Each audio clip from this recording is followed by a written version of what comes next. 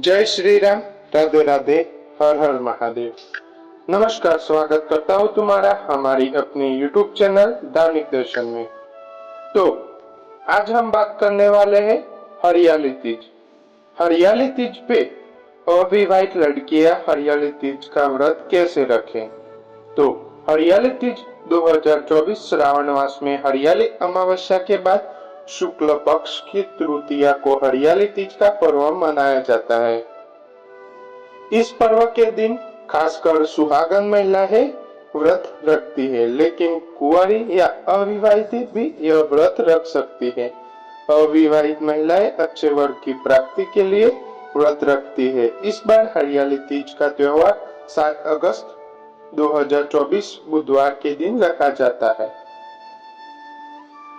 क्यों मनाते हैं हरियाली तीज? देवी पार्वती ने कठोर तप करके शिव जी को मना लिया था और तब हरियाली तीज के दिन भगवान शिव ने देवी पार्वती को पत्नी के रूप में स्वीकार करने का वरदान दिया था। इस कारण इस दिन व्रत रखा जाता है। हरियाली तीज श्रावण मास के शुक्ल पक्ष की तीज को आती है, जबकि भाद्रपद शुक्ल तीज को हरियाली तीज का व्रत रखा जाता है। व्रत रखने का उद्देश्य: हरियाली तीज के दिन विवाहित स्त्रियां अपने पति की दीर्घायु के लिए व्रत रखती हैं, जबकि कुंवारी लड़कियां अच्छे वर की प्राप्ति के लिए। आस्था, सौंदर्य और प्रेम का यह त्योहार हरियाली तीज भगवान शिव और माता पार्वती के पुनर्मिलन की याद में मनाया जाता है, जबकि सौभाग्यवती स्त्रियां अपने सुहाग को अखंड बनाए रखने और अविवाहित युवतियां मन मुताबिक वर पाने के लिए हरितालिका तीज का कथित व्रत रखती है। हरियाली तीज के दिन अनेक स्थानों पर मेले लगते हैं और माता पार्वती की सवारी बड़े धूमधाम से निकाली जाती है। कुंवारी लड़कियां भी रखती है व्रत के। तो कुंवारी लड़कियां भी मनोवांछित वर की प्राप्ति के लिए इस दिन व्रत रखकर माता पार्वती की पूजा करती है। पार्वती जी के कहने पर शिव जी ने आशीर्वाद दिया था कि जो भी कुंवारी कन्या इस व्रत को रखेंगी उसके विवाह में आने वाली बाधाएं दूर होगी। हरियाली तीज के दिन महिलाएं सामान्य व्रत रखती है, मेहंदी लगाती है, श्रृंगार करती है, हरा लहरिया या चुनरी में गीत गाती है, झूला झूलती है और खुशियां मनाती है। अब बात करते हैं हरियाली तीज की पूजा विधि के बारे में। तो पहला है, इस दिन निर्जला व्रत रखकर विधि पूर्वक पूजा करने का विधान है। इस व्रत को करवा चौथ से भी कथित व्रत बताया जाता है।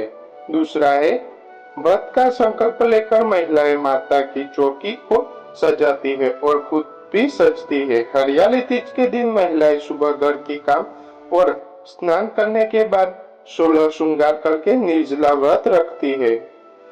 तीसरा है, महिलाएं शिव जी और पार्वती जी की पुरुषोपचार पूजा यानी कि 16 प्रकार की सामग्री से पूजा करती है। इसमें हल्दी, कुंकु, मेहंदी, गंध, पुष्प, नैवेद्य, माला, पान आदि सभी पूजा सामग्री अर्पित करती है। चौथा है, पूजा की सामग्री अर्पित करके उनके बाद दोनों की आरती उतारी जाती है। पांचवा है, नैवेद्य अर्पण करने के बाद लोकगीत गाती है, चूल्हा झूलती है और खुशियां मनाती है। छठवा है, इस दिन व्रत के साथ साथ शाम को व्रत की कथा सुनी जाती है। कथा के समापन पर महिलाएं मां गौरी से पति की लंबी उम्र की कामना करती है। इसके बाद घर में उत्सव मनाया जाता है और भजन व लोक नृत्य किए जाते हैं। इस दिन महिलाएं पूरा दिन बिना भोजन जल के दिन व्यतीत करती है तथा दूसरे दिन सुबह स्नान और पूजा के बाद व्रत पूरा करके भोजन ग्रहण करती है।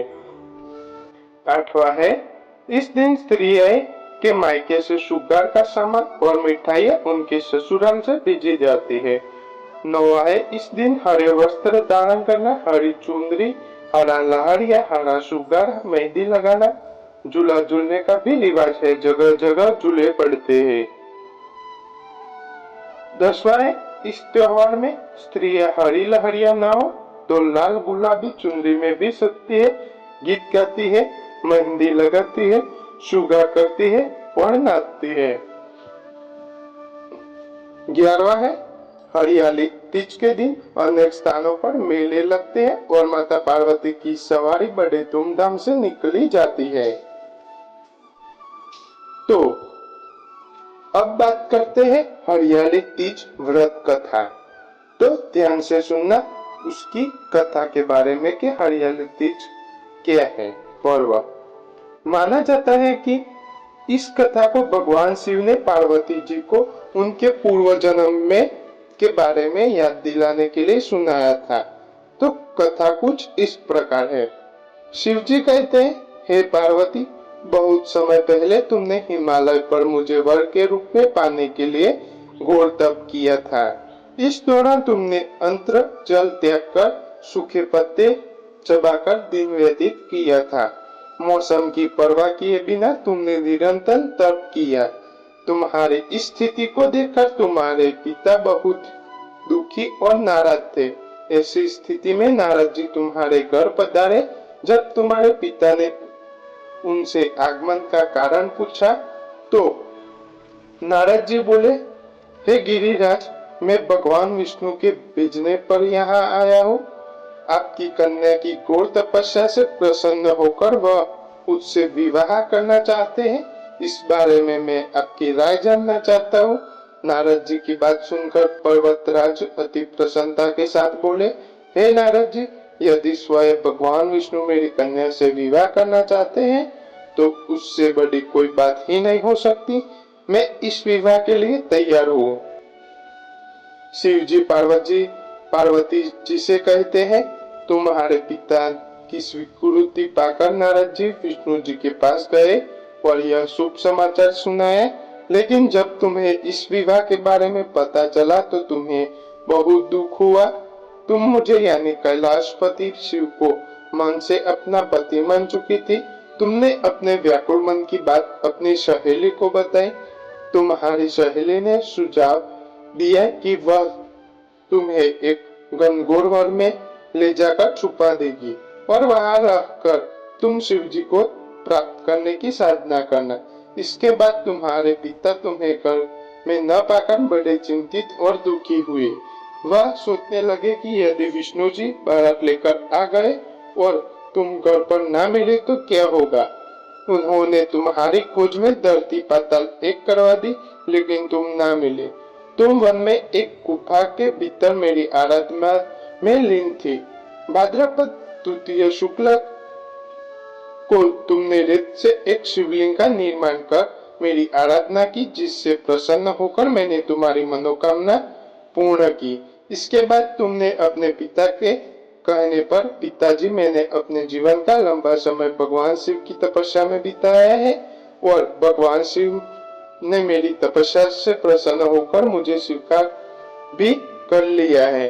अब मैं आपके साथ एक ही शर्त पर चलूंगी कि आप मेरा विवाह भगवान शिव के साथ ही करेंगे। पर्वतराज ने तुम्हारी इच्छा स्वीकार कर ली और तुम्हें घर वापस ले गए। कुछ समय बाद उन्होंने पूरी विधि विधान के साथ हमारा विवाह किया।